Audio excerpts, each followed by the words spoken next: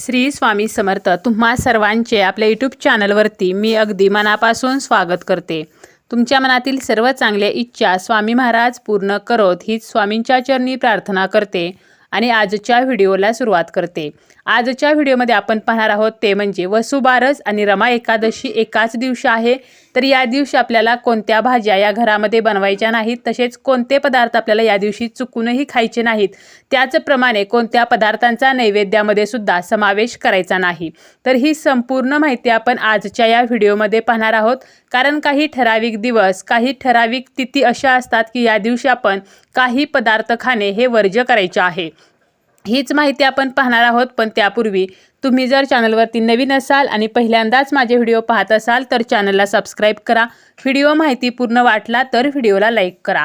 आता वसुबारस जे आहे तर या दिवशी आपण कोणते पदार्थ खात नाही, तर गाईच्या दुधापासून बनलेले पदार्थ, तुपापासून बनलेले पदार्थ असतील, मिठाई असेल तर याचं सेवन आपल्याला करायचं नाही। त्याचप्रमाणे हा नैवेद्य सुद्धा आपल्याला चुकूनही दाखवायचा नाही। त्याचप्रमाणे वसुबारसेच्या दिवशी गहू आणि मूग तर हे सुद्धा खाऊ नयेत।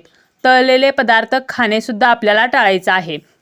तसेच या दिवशी रमा एकादशी सुद्धा आहे, त्यामुळे एकादशीच्या दिवशी सुद्धा काही पदार्थ खाणे हे धर्मशास्त्रामध्ये वर्ज्य सांगितलेले आहे। तर त्यापैकी आहे ते म्हणजे तांदूळ। तांदूळ हा तामसिक पदार्थामध्ये येतो, त्यामुळे या दिवशी तामसिक अन्नाचे सेवन करणे हे वर्ज्य मानलेले आहे। त्यामुळे तांदळाचा भात किंवा तांदळाचे जे काही पदार्थ असतील तर ते आपल्याला चुकूनही खायचे नाहीत। त्याचप्रमाणे सर्वात महत्त्वाचं म्हणजे मांसाहार। वसुबारस या दिवसापासून दिवाळीला सुरुवात होत असते आणि दिवाळीमध्ये चुकूनही मांसाहार आपल्याला करायचा नाही। त्याचप्रमाणे रमा एकादशी आणि वसुबारस एकाच दिवशी आल्यामुळे एकादशीला आपण मांसाहार जो आहे तर तो करत नाही। त्यामुळे अंडी असेल, मटण, मासे तर हे खाणं सुद्धा आपल्याला कटाक्षाने टाळायचं आहे, कारण मांसाहार जो आहे तर तो सुद्धा तामसिक अन्न मानलं जातं। यानंतर कांदा लसणाचा वापर आपल्याला या दिवशी भाजीमध्ये करायचा नाही।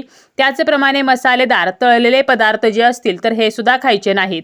तसेच घेवडा जो आहे तर तो सुद्धा एकादशीच्या दिवशी खाल्ला जात नाही। असं म्हटलं जातं की एकादशीच्या दिवशी घेवडा खाल्ल्याने आपले जे संतान आहे, आपली मुले आहेत तर त्यांना त्रास होतो। त्याचप्रमाणे या दिवशी वांगी खाल्ल्याने सुद्धा त्याचे वाईट दुष्परिणाम होत असतात। तसेच एकादशीच्या दिवशी मुळा, मसूर, तूर या पदार्थांचं सुद्धा सेवन करणे हे वर्ज्य सांगितलेले आहे। आपण जेवण बनवताना जर मोहरीच्या तेलाचा वापर करत असू तर वसुबारस आणि रमा एकादशीच्या दिवशी मोहरीच्या तेलाचा वापर आपल्याला स्वयंपाक करताना करायचा नाही। या दिवशी पान जे आहे तर ते सुद्धा खाऊ नये। त्याचप्रमाणे बार्ली जी आहे तर ती सुद्धा रमा एकादशीच्या दिवशी खायची नाही। तामसिक पदार्थाचं आपण जर सेवन केलं तर यामुळे उत्तेजनता, क्रोध वाढतो आणि म्हणूनच आपल्याला तामसिक अन्नपदार्थ खाणे हे कटाक्षाने टाळायचे आहे। त्याचप्रमाणे तुम्ही जर रमा एकादशीचा किंवा वसुबारसेचा उपवास करणार असाल तर साधे मीठ न वापरता सैंधव मीठाचा वापर करायचा आहे। त्याचप्रमाणे रेडीमेड ज्यूस असतील, कोल्ड्रिंक्स असतील तर याचं सेवन सुद्धा करू नये। उपवास जी व्यक्ती करत आहे तर त्या व्यक्तीने कोणाचेही उष्टे खाऊ नये आणि आपले उष्टे सुद्धा कोणालाही देऊ नये। आपण जो काही उपवास करत आहोत तर त्याचे पावित्र्य आपल्याला राखायचे आहे। रमा एकादशीच्या दिवशीच वसुबारस आहे, त्यामुळे आपल्याला या दिवशी एकादशीचे काही नियम सुद्धा पाळायचे आहेत। काही चुका या अजिबात करायच्या नाहीत, जसं की आपल्याला या दिवशी तुळशीला पाणी घालायचं नाही। एकादशीच्या पूजेमध्ये तुळस ही अत्यंत महत्त्वाची मानली जाते।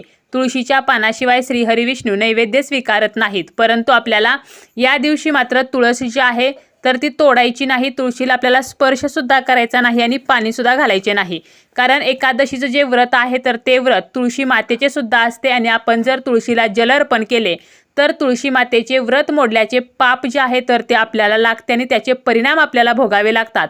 म्हणून या दिवशी तुळशीला पाणी जे आहे तर ते घालायचे नाही। त्याचप्रमाणे जे काही तुळशीपत्र आहे तर ते आपल्याला आदल्या दिवशीच तोडून ठेवायचं आहे, जेणेकरून एकादशीच्या नैवेद्यावरती आपल्याला ते अर्पण करता येईल। त्याचप्रमाणे या दिवशी काळ्या रंगाचे वस्त्र जे आहे तर ते परिधान करायचे नाही। आपल्या हिंदू धर्मामध्ये काळा रंग हा अशुभ मानला जातो। धार्मिक विधींमध्ये किंवा महत्त्वाच्या शुभदिनी काळ्या रंगाचे कपडे घालणे हे टाळले जाते आणि म्हणूनच आपल्याला या दिवशी काळ्या रंगाचे वस्त्र जे आहे तर ते परिधान करायचे नाही। त्याचप्रमाणे या दिवशी कोणाचाही अपमान करायचा नाही। कोणत्याही पशुपक्ष्यांना आपल्याला त्रास द्यायचा नाही। वसुबारस आहे, या दिवशी आपण कामधेनू गायीची तिच्या वासरासह पूजा करत असतो, त्यामुळे आपल्याला या दिवशी प्राण्यांना जास्तीत जास्त आपल्याला काही खायला देता येईल, चारा पाणी देता येईल तर तेवढं आपल्याला करायचं आहे, परंतु चुकूनही पशुपक्ष्यांना त्रास जो आहे तर तो द्यायचा नाही. त्याचप्रमाणे कोणालाही वाईट वाटेल असं आपल्याला बोलायचं नाही, कारण प्रत्येक व्यक्तीमध्ये भगवंताचा वास असतो आणि म्हणूनच आपण जर इतरांचे वाईट चिंतित असो किंवा इतरांना त्रास देत असू तर मग आपण जे काही उपवास करतो किंवा पूजा करतो, आराधना करतो तर त्याचे आपल्याला कोणतेही फळ मिळत नाही. त्यामुळे कोणाचेही मन दुखावेल असं वागायचं नाही. या दिवशी आपल्याला तामसिक पदार्थाचं सेवन करायचं नाही. आता हे कोणते पदार्थ आहेत तर ते आपण व्हिडिओमध्ये अगोदरच पाहिलेलं आहे. त्याचप्रमाणे बेडवरती दिवसा झोपणे आपल्याला या दिवशी टाळायचं आहे, कारण एकादशीचे जर आपण व्रत करत असू, उपवास करत असू तर शक्यतो बेडवरती झोपायचे नाही. शास्त्रानुसार हे वर्ज्य सांगितलेले आहे. त्यामुळे आपल्याला बेडवरती झोपणे टाळायचे आहे. आणि जरी तुम्ही एकादशीचा उपवास करत नसाल तरी वसुबारस आहे, दिवाळीच्या सणाला सुरुवात होणार आहे, त्यामुळे दिवसा झोपणे आपल्याला टाळायचं आहे. त्याचप्रमाणे खोटे बोलू नये, ब्रह्मचर्याचे पालन करावे. सर्वात महत्त्वाचं म्हणजे रमा एकादशी आहे. या दिवशी नारळ जो आहे तर तो फोडायचा नाही, कारण एकादशीला नारळ जो आहे तर तो फोडला जात नाही. त्याचप्रमाणे या दिवशी नखे कापू नयेत, केस कापू नयेत. केस आपल्याला धुणं सुद्धा या दिवशी टाळायचं आहे. त्याचप्रमाणे केसांना तेल सुद्धा मालिश करू नये.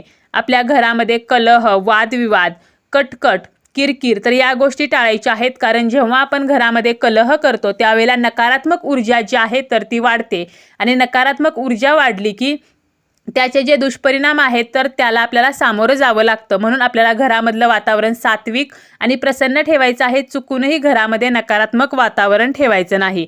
त्याचप्रमाणे आपल्याला कोणत्याही प्रकारची जीवहत्या करायची नाही, अगदी मुंगीसुद्धा मारायची नाही. तर अशा काही चुका आहेत ज्या आपल्याला चुकूनही रमा एकादशीच्या दिवशी आणि वसुबारस या दिवशी अजिबात करायच्या नाहीत. आपल्याला जेवढं करता येईल तेवढं जास्त चांगलं कर्म करायचं आहे. त्याचप्रमाणे या दिवशी आपल्याला गाय वासराची पूजा सुद्धा करायची आहे. शक्य असेल तर तुम्ही उपवास करू शकता. वसुबारसेचा उपवास जो आहे तर तो दिवसभर करून आपण हा उपवास संध्याकाळी सोडला तरी चालेल. आणि ज्यांचा एकादशीचा उपवास आहे तर त्यांनी मात्र हा उपवास दुसऱ्या दिवशी सोडायचा आहे. वसुबारसेचा उपवास सोडताना बाजरीची भाकरी आणि गवारीची शेंग खाऊन हा उपवास सोडला जातो.